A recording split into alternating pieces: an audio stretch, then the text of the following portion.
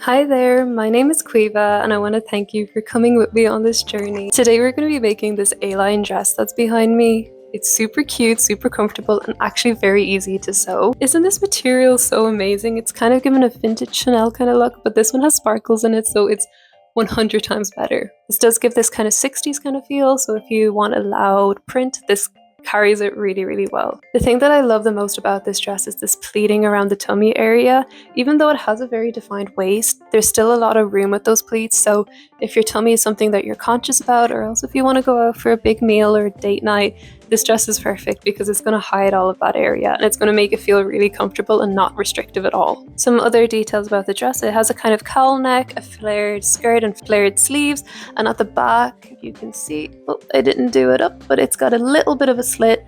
You don't need to put this in, but if your material isn't as stretchy as you need it or you can't get it over your head, it's a good idea to put the slit in just so it's a little bit more comfortable. Anyway, I'm going to stop talking and let you get to the tutorial.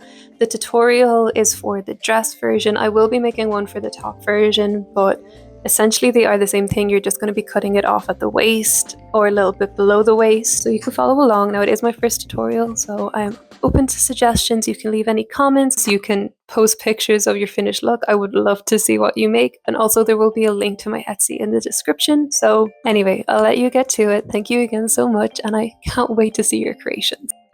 Alright, so for this you're going to need 2 meters of stretch fabric, a sewing machine, some sewing pins, a hook and eye, a ruler, a measuring tape, some washable fabric pens, an iron, some bias tape, and any other decorations you'd like to add to it. First things first, we're going to take a look at our pattern. Yours is going to range from size extra small to extra large. Look at the sizing chart in your instructions and match up your bust.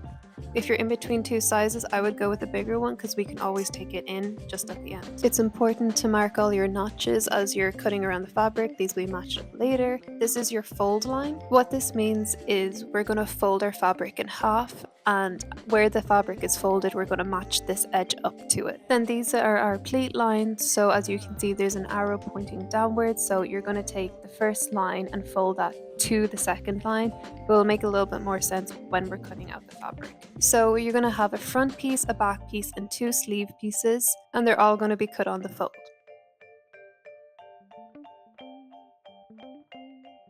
Let's talk fabric. Isn't she pretty? Okay, so for your material, you want to pick something stretchy like a jersey or a modal. For mine, I picked boucle. You can test the stretch by giving it a little tug. As you can see with mine, there's a one-way tug, so you want to make sure that this stretch is going across the body. So when you're cutting out your pattern pieces, you want to make sure that it is straight and that on the fold edge is aligned with the fabric. If you find it easier, you can go ahead and draw around the pattern pieces with your fabric marker. I have done this enough times, so I'm okay with cutting straight around the pattern, but you just want to make sure you cut it out carefully and that you're cutting all of your notches. And then if we give the fabric a little bit of tug, the stretch should be going across the body. So you should end up with 2 sleeve pieces, 1 back piece, and a front piece.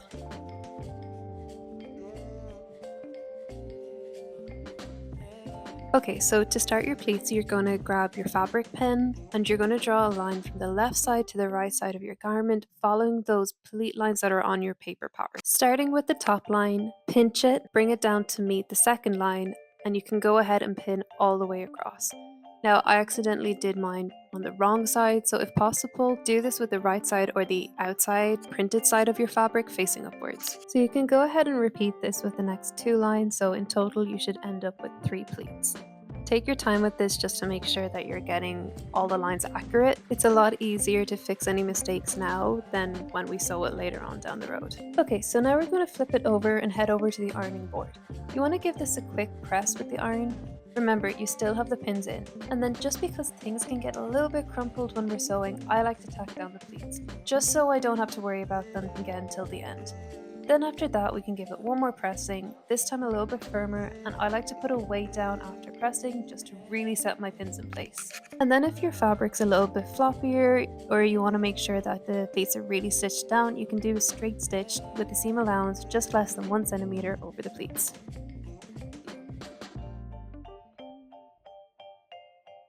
So we're going to start with the shoulder seams. So lay your front piece with right side facing up and grab your back piece and put the right side facing down so that the print of your fabric is facing each other. You can go ahead and start pinning from the shoulder point to the neck point. Now these two pieces are on different curves as the front piece is a cowl neck. So it's okay, they just need to be coaxed a little bit into place, but I promise they are the same length. So you can go ahead and sew both shoulder seams at 1 centimeter seam allowance. And don't forget to always iron your seams. This will make a difference between whether your garment looks homemade or not. At this point you can try it on over your head and see if you have enough stretch in your fabric. If it goes over your head comfortably, then you can skip on to the side seams. Otherwise we're going to put a slit in the back. Now carefully find the back of your garment. This is the side with no pleats on it. So first we're going to find our center point. You get the measuring tape and measure the length between the two shoulder points and between the two neck points. Mark halfway. Then, starting at the center neck, measure 10 centimeters down in a straight line. I want you to double and triple check it before we cut it. At the end of the line, measure about half a centimeter out at a 45-degree angle on both sides, so you're going to end up with this sort of Y shape. So now that we've made sure that we're dealing with the back of the dress, you can go ahead and cut. Now the next step is not 100% necessary, but I like to add a little bit of fusing around the edge of the slit, just to give it a little bit more structure. Especially when you're working with stretchy materials, it can help stabilize the area that you're working with. It will also run through the machine a little bit smoother and give a cleaner finish. And now just top stitch it down. Where you get the curvy point at the bottom, you can go a little bit slower, but the main thing to remember is wherever the needle is hitting the fabric needs to be flat. This way you end up with no creases or crumples and a nice even slit, like so.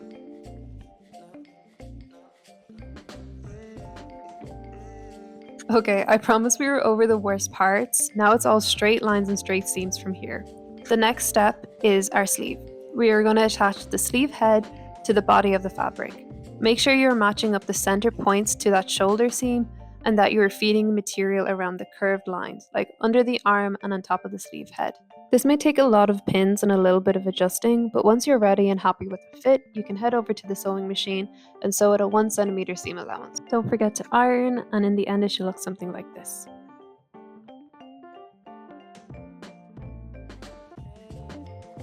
So the side seams are pretty much the same thing, but a little bit easier because all the lines are straight. The one thing you gotta remember is to match up those notches, and that the wrist points, underarm point, and hem point are all lined up perfectly. You also want to make sure that your pleats are nice and flat as they're going through the sewing machine, otherwise they might look a little bit funny when you turn your garment inside out. And again, once you're pinned and ready, you're sewing at a 1 centimeter seam allowance. And after you've got that sewn up, you can try on your dress and see if it fits, make any adjustments. Sometimes you might need to take it in at the waist, but I'll let you make that decision, and once you're happy with the fit of it, we can move on.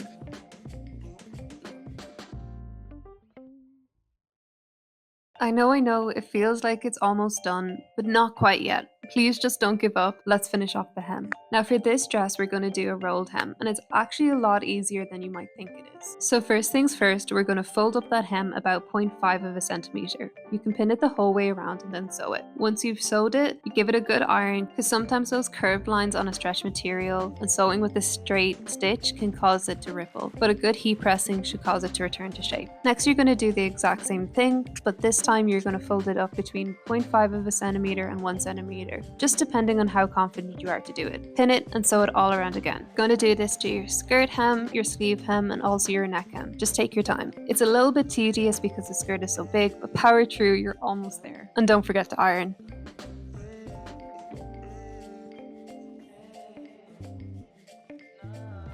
Now, if you didn't need the slit, congratulations, you're all done. But for those who added one in, this is going to be the final step, which is our hook and eye.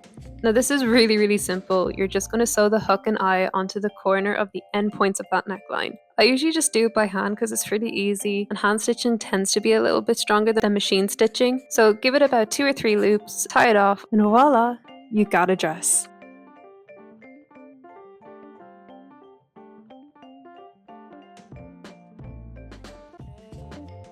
Oh no, we forgot one step. We gotta cut out the tacking stitches from our pleats. This is super easy, I just pull out the whole thread at once, but when this is done, we have a dress.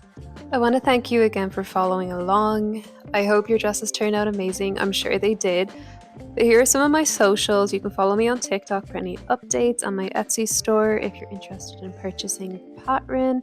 Really appreciate all the support, and I can't wait to see your images, so let me know what you think and keep a lookout for the next one. This one is going to be a good one. It's one of my favorite dresses I've ever made.